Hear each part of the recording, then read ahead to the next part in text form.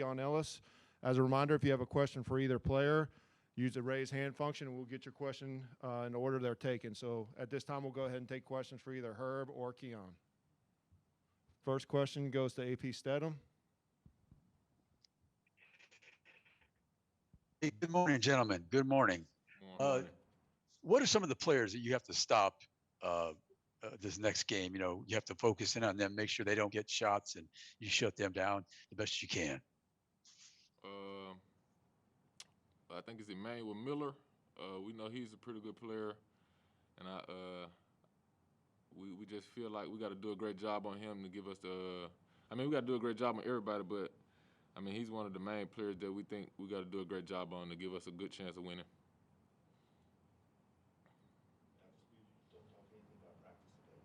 Cool. All right. Next question will go to John Zener. Herb, had a couple of questions for you. One, kind of going back over your career, how much do you think you've improved your offensive game? I mean, a lot, you know, and it's kind of, I mean, everyone can see it. You know, I came in, I didn't shoot it well at all from three, the first 3 years. And I spent a lot of time in the off season working on my ball handling, like trying to create shots for my teammates. So I worked on my ball handling, passing, and my shooting. How much pride do you take now when you have proven you're capable of scoring 17, 20 points? Say it again. How much pride do you take in the kind of seeing the results, the fruits of all that hard work? I mean, I still go out and try to do my job on the defensive end. I don't too much worry about the offense. Really, I mean, I just try to get like open shots for my teammates and create for my teammates. And if it's my time to score, I take that opportunity and score. You good, John? Yeah. All right, next question, Charlie Potter. Okay, this one's for Herb too. Just how challenging has this last month been for you? I know you've obviously been able to play, but playing through injuries and not being able to practice much, how much of a challenge has that been for you? It was difficult towards the beginning because I was still kind of stiff, and I mean, not being able to practice, it kind of made me a little rusty, like during games, like just going out trying to play during games. But as time went on and I got healthier, it's been pretty easy. Let's go to Steve Moulton next. Herb, to that point, how healthy are you? Because we've heard from Coach Oates that you're like 70%. Would you classify your 70%? Yeah, I say around 70 to 80% right now. Tony Tsoukalas, you're up.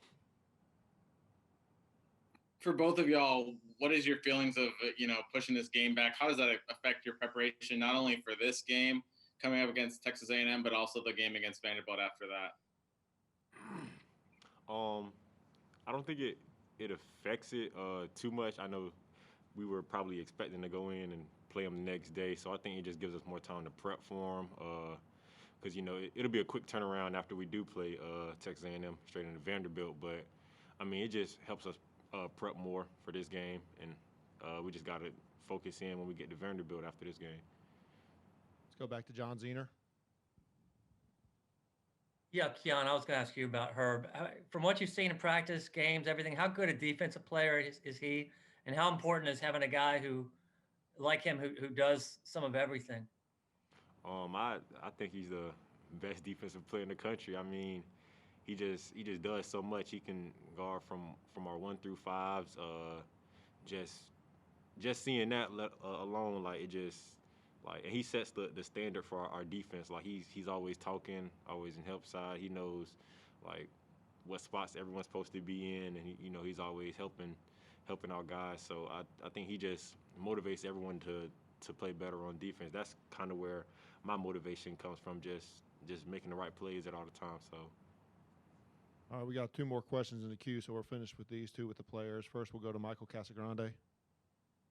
Yeah, Herb, is it frustrating for you at all that you come back for your senior year, you have you get injured again with this back after last season when you had the hand and the wrist issue that you were dealing with for the back half of that season? No, it isn't it doesn't bother me too much, especially knowing that it's not like a severe injury like I had last year that prevented me to, do anything offensively. So, I mean, this year it's been pretty good, and like to myself, I've been pretty healthy. All right, let's finish up with Scott Griffin. Hey, this is for both of you, and I guess Keon can go first if you want. So there's clarity there, but your ability to switch defensively, everybody. So you're guarding all kind of different guys as opposed to having one guy the entire game. I think has been very key for this team.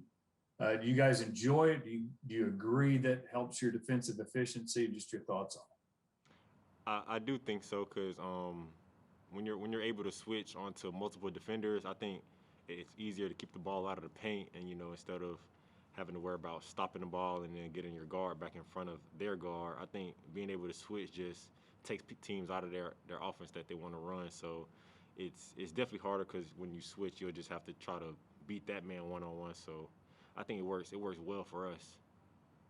Yeah, and I mean, just going off of what Keon said, and I feel like when we do switch, like all of our guys love to take on that challenge of guarding, pretty much anyone in any game.